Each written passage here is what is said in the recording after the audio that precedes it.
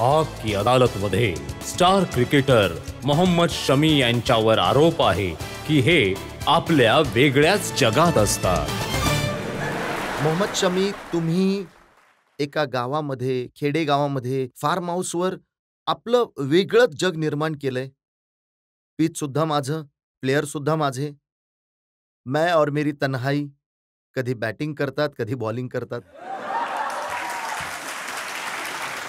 मी अशा जागी जन्माला आलोय की मला तिथून संधी मिळाली आहे. त्या भूमीवरून, धरतीवरून मी जिथे जन्माला आलोय, मला माझं नाव कमावण्याची संधी मिळाली आहे. एकटा म्हणून काय झालं? फॅमिली पाहिजे, आणखीन काय हवंय? बाहेरच्या जगातील रंगांशी घेणं-देणं नाही. आपली प्रॅक्टिस करतो. माझं खाणं-पिणं, तिथेच राहणं, सकाळ-संध्याकाळपर्यंत छान वाटतं आणि कम्फर्टेबल वाटतं. फिटनेसची वेगळी पद्धत तुम्ही क्रिएट केली आहे. अनवाणी पायांनी मातीत धावता, म्हणता घोड्यासारखं धावायचंय मला. हे बघा, अंगमेहनतीचं तर काम आहेच आहे. करावं तर लागणारच ना, कारण की तिथे फॅसिलिटीज ते स्टँडर्ड नाहीये. तुम्ही म्हणू शकता की तुम्ही जे आहात, त्यातच तुम्हाला काहीतरी क्रिएट करावं लागेल. तर देसी ट्रेनिंग मला नाही वाटत की आतापर्यंत फेल झाली आहे आणि आतापर्यंत कल्चर गेलं आहे. ते चालूच आहे. जर रेकॉर्ड्स बघितलं तर तुम्ही मला वाटतं की मी विलेजमधली लोकं जास्त सक्सेसफुल आहेत आतापर्यंत कंपेअर टू सिटीज. कारण खूप सॉफ्ट असतात सिटीवाले. आता मी ते मिक्स आणि मॅच केलंय त्या दोघांचं, की हां, जिम सेटअपचा जो मला क्रिकेटमध्ये हवा आहे, तिथे जिम सेटअप केलंय. पण आउटडोअरसाठी मी जे शेत आहे, जे तुम्ही व्हिडिओजमध्ये बघितलं आहे, की जिथून कुठून पाहिलं असेल तुम्ही माहीत नाही. ते ते एक वेगळंच पॉवर जनरेट करतं. जे दुसरे क्रिकेट स्टार्स आहेत, कुणी लंडनमध्ये घर बनवलं, कुणी दुबईमध्ये घर बनवलं, कुणी मुंबईमध्ये, आणि शमीला हे अमरोहाचं गावच मिळालं होतं घर बनवण्यासाठी. गरीब माणूस आहे, इतका पैसा नाहीये.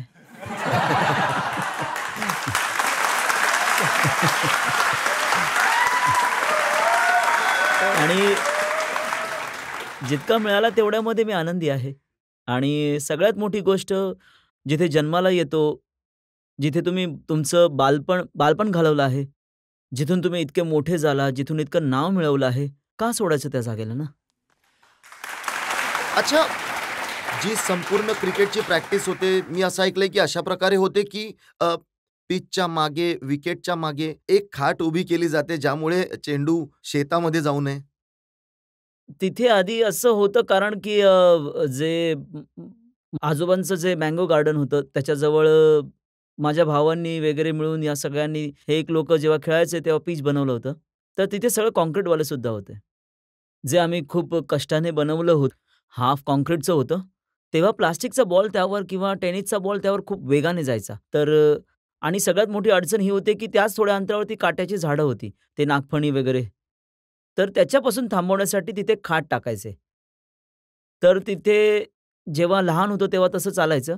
परंतु आता जेव्हा मोठा झालोय तर माझी स्पीड वाढली आहे. तर मग नेटचा आधार घ्यावा लागतोय. 3 भाऊ आहात तुम्ही आणि तिघांनाही फास्ट बॉलर बनायचं होतं. कारण बाबा होते ना.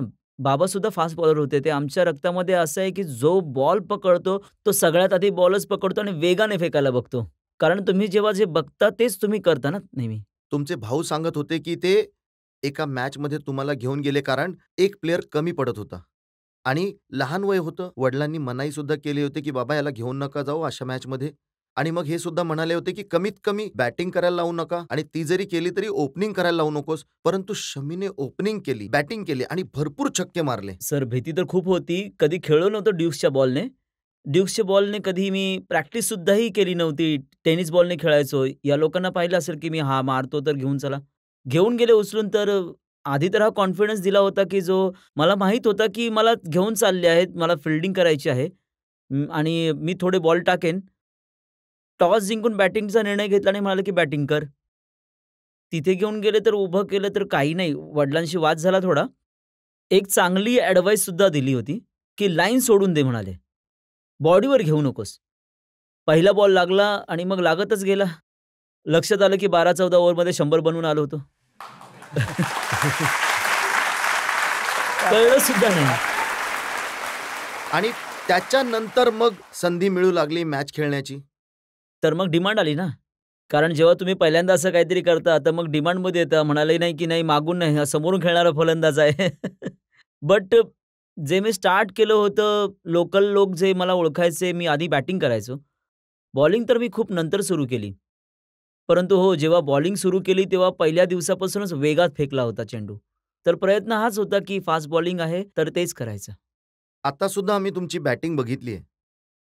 2दा तर 50 लावलीच आहे तुम्ही आणि आता रिसेंटली एका मॅचमध्ये तर तुम्ही आणि बुमराह खेळतच होते, आउटच होत नव्हते. खूप कमी संधी मिळते अशी. कारण जेव्हा आमचा नंबर येतो कदाचित डोक्यावरनं गेलेलं असतं पाणी मग गरज नसते तेव्हा रन्सची. पण हो 250 ते सुद्धा इंग्लंडमध्ये म्हणजे माझं तर प्रत्येक व्यक्तीचं ड्रीम असतं की इंग्लंडमध्ये 50 बनवावे.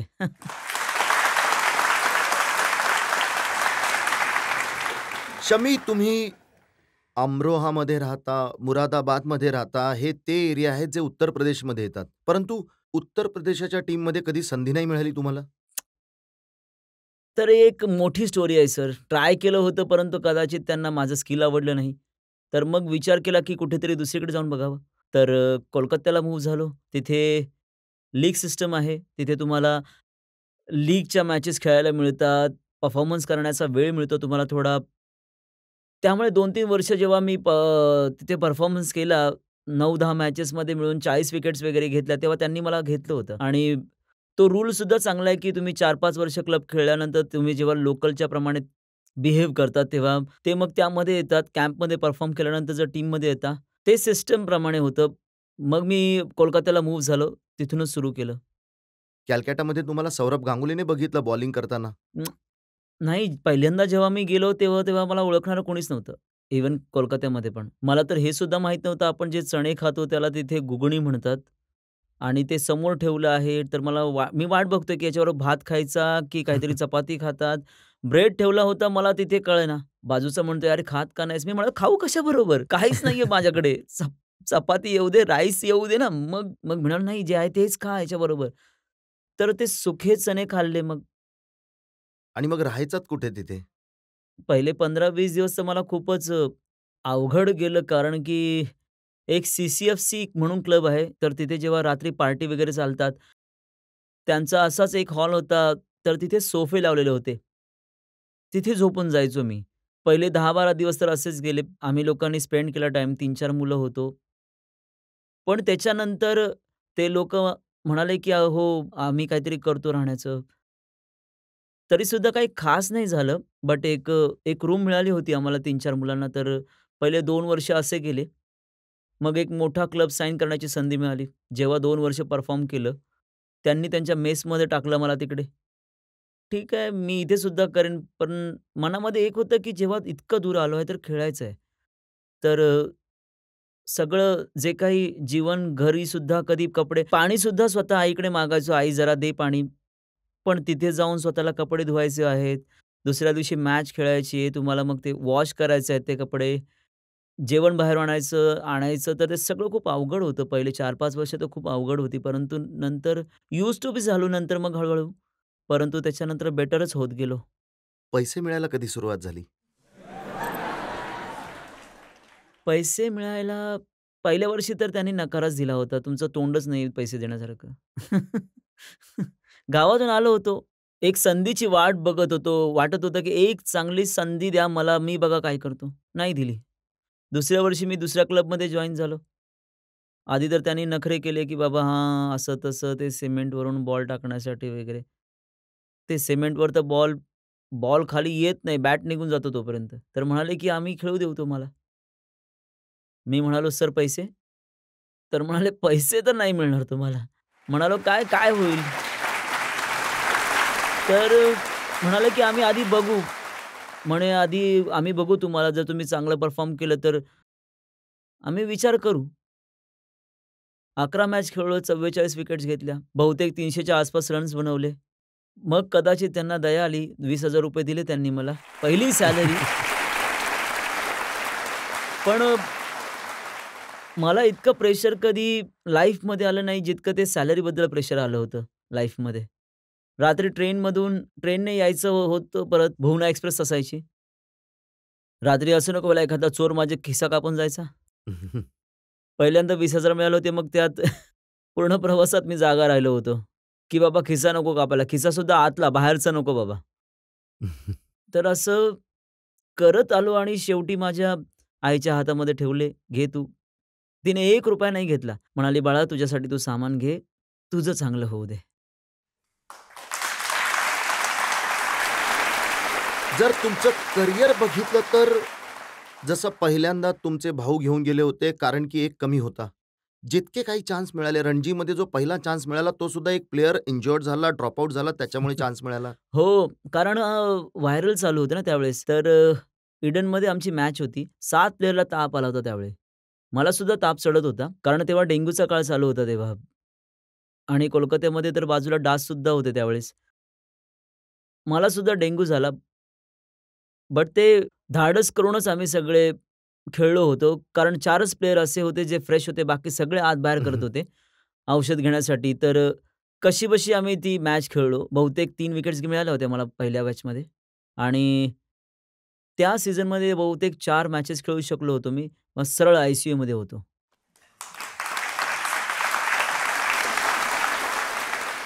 आणि संधी मिळाली तेव्हा 9 विकेट्स घेऊन तुम्ही रेकॉर्ड बनवला होता. हो, ती टेस्ट मॅच डेब्यूची गोष्ट आहे. सगळ्यात मोठी गोष्ट तर तुम्ही त्या ग्राउंडवर खेळले आहात. हे तुमचं होम आहे. तर तुम्हाला कंडिशन्स माहीत आहेत. तुम्ही चांगला यूज करू शकता आणि दुसरी गोष्ट जे प्रिपरेशन करून गेलो होतो, तर ते मी विसरलोच होतो. सचिन पाजींनी खांद्यावर हात ठेवला, तर मी सगळं विसरलो. कारण आत्तापर्यंत त्यांना टीव्हीवर पाहिलं होतं. आता ते बाजूला आले म्हणाले, "काय विचार करतोस?" म्हणून हात ठेवला. म्हणाले, "पाजी मी काही जे काय होतं सगळं विसरलो." म्हणाला, "जे करत आलास तेच कर."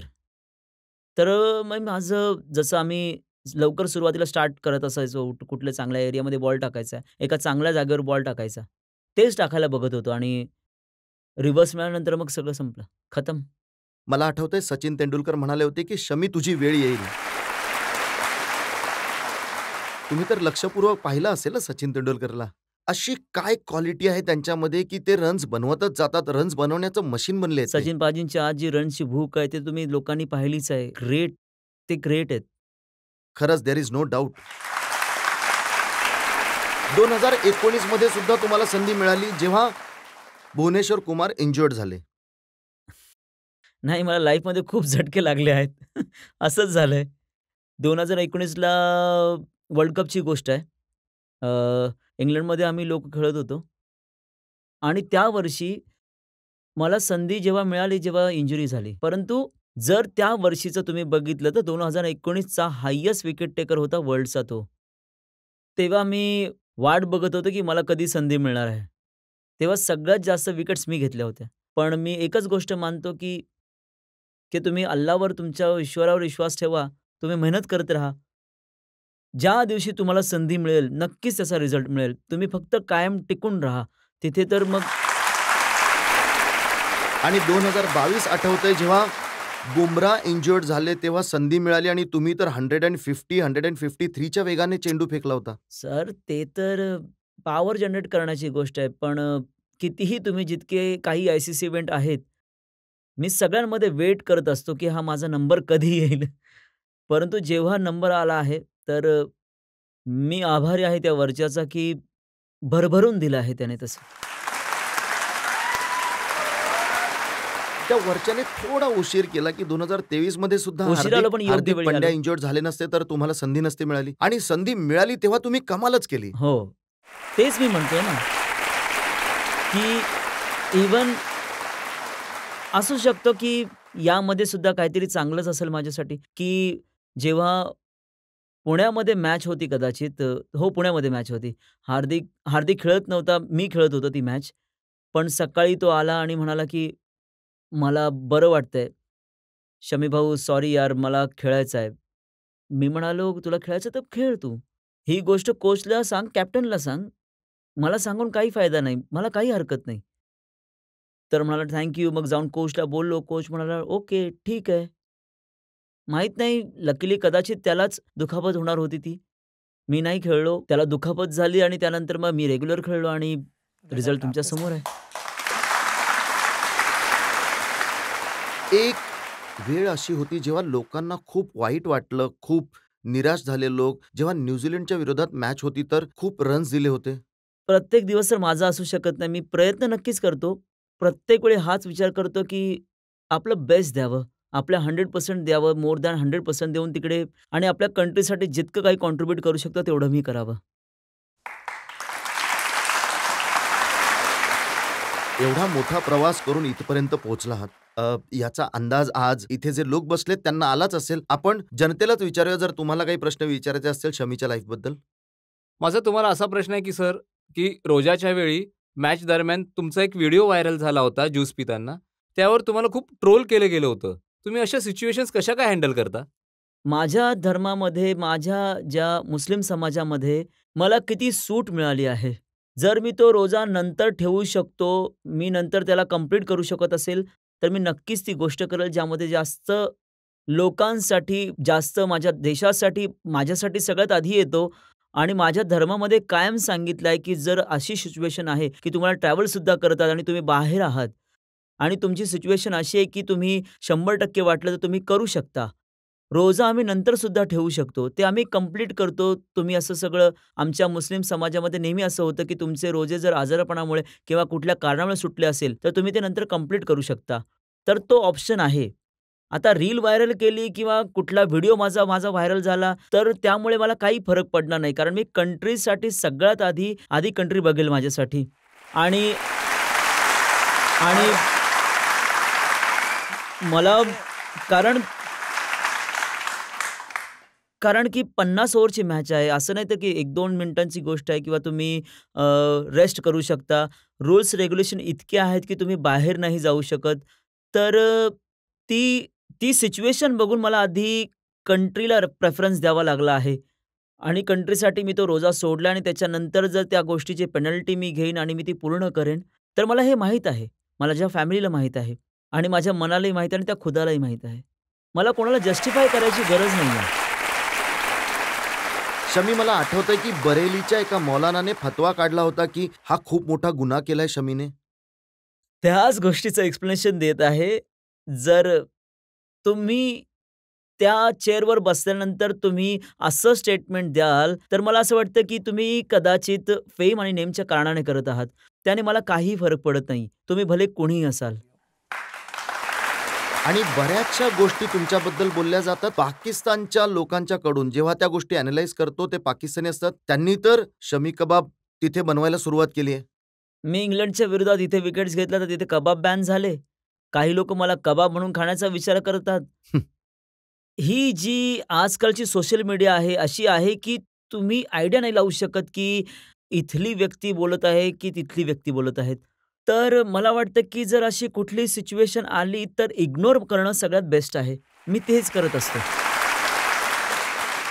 जेव्हा पाकिस्तानी टीम्सच्या विकेट्स घेतल्या तेव्हा म्हटलं गेलं की शमी ज्या बॉलने बॉलिंग करतात त्यामध्ये चिप लावली गेली आहे. नाही, अंपायर साहेब सुद्धा बसले आहेत इथे. हेच लोकं घेऊन येतात बॉल जो सिलेक्ट होतो तो. लोकांना खरं तर काही माहीत नाहीये.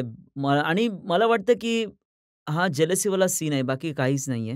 कारण जेव्हा आम्ही परफॉर्म करतो, आम्ही बॅटिंग करतो, जेव्हा समोरचा जळायला लागतो आपोआप, तर मला नाही वाटत की ही कुठली सेन्सची किंवा यार यार तुम्ही एका एका चांगल्या प्लॅटफॉर्मवर तुम्ही परफॉर्म केलं आहे. तुम्ही एका चांगल्या लेव्हलला खेळले आहात, नॅशनल खेळले आहात आणि तुम्ही नॅशनल टेलिव्हिजनवर जर अशी गोष्ट बोलत असाल, तर मला वाटतं की ते पब्लिकने त्याच्यानंतर त्यांना सुद्धा नाही ऐकलं पाहिजे. तुम्ही तर त्यांच्याबरोबर खेळतात, मग पाकिस्तानी प्लेयर्सना इतकी मिरची का लागते? लागते आता लोकांना मिरची. बट तुमच्या आत जर माणुसकी आहे, तर तुम्ही एक चांगलं माणूस बनायचं आहे, तर दुसऱ्याची सक्सेस सुद्धा एन्जॉय करा. तीच सगळ्यात मोठी गोष्ट आहे. त्यांचे जे जुने प्लेयर्स आहेत त्यांच्यातील कोणीतरी म्हटलं की जो इंडियन टीम जो बॉल वापरतो तो दुसरा असतो आणि पाकिस्तानला मिळतो तो वेगळाच असतो. सर बॉल कुठला दुसरा नसतो. एकच बॉक्स येतो. अंपायर साहेब घेऊन येतात. जेव्हा टॉस होतो, त्याच्यानंतर जी टीम पहिल्यांदा बॉलिंग करते, त्यांच्यासाठी एक बॉक्स येतो. ते चूज करतात आणि जे सेकंड बॉलिंग करतात, त्यांच्यासाठी सुद्धा बॉल चूज केला जातो. तर याच्यात काहीच नाहीये. तो बॉल चूज केल्यानंतर अंपायरला दिला जातो. टेस्ट मॅच असेल तर 2-2 बॉल दिले जातात. त्याच्यानंतर अंपायरचा आणि बॉलचा काहीही संबंध नसतो. ग्राउंडवर मिळतो तो. तर आम्हाला फक्त केवळ एवढंच बघायला मिळतं, की बॉक्समधून काढून आमच्या हातामध्ये कुठला शेप चांगला वाटतोय किंवा कुठल्या बॉलबरोबर आम्हाला चांगला फील येतोय, ते सिलेक्ट करण्यासाठी केवळ त्या बॉलचा बॉक्स येतो आणि काहीही होत नाही. तर हे सगळ्या फालतू गोष्टी आहेत. डिव्हाइस लावतात कधी, स्वतः परफॉर्म नाही करत, तर मग अशा गोष्टी होतात सगळ्या. परंतु जेव्हा मग जेव्हा दुसरा परफॉर्म करतो, तेव्हा तुम्हाला मिरची लागते. तर असं नाही झालं पाहिजे. तुम्ही एन्जॉय केलं पाहिजे. क्रिकेटला क्रिकेटप्रमाणे बघा ना तुम्ही. ते लोक तर असं म्हणतात, की शमीची जी बॉलिंग आहे, इन स्विंग, आउट स्विंग करू शकतात. हे एक गॉड गिफ्ट आहे. चला, माझं गॉड गिफ्ट आहे. तुमचं काय होतं तुम्ही सुद्धा बघा ना तुम्ही. त्यावेळेस एवढे कॅमेरे नसायचे. बट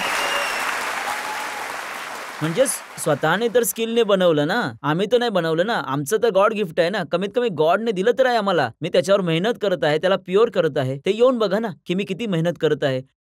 कुठल्याही गोष्टीच्या मागे जेव्हा अशी कुठली गोष्ट मिळत नाही, तुम्ही त्याच्यासाठी लाखो बॉल टाकावे लागतात एक बॉल परफेक्ट करण्यासाठी.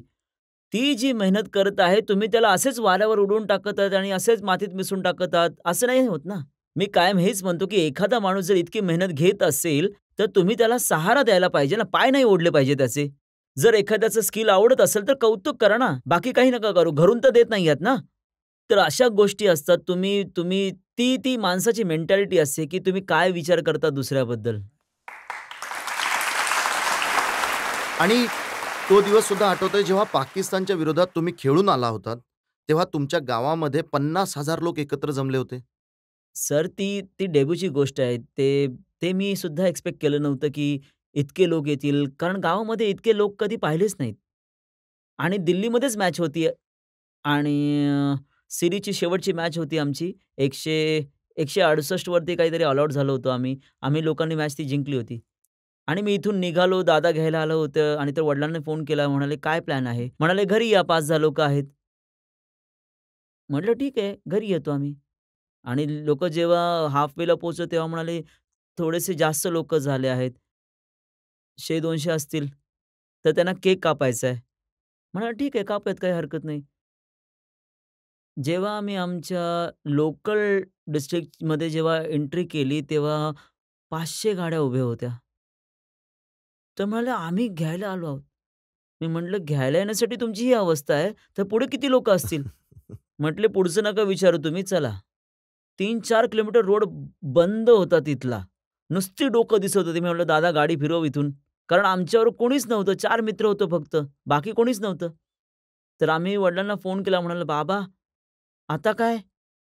म्हणाले, "काय नाही, यावंच लागेल."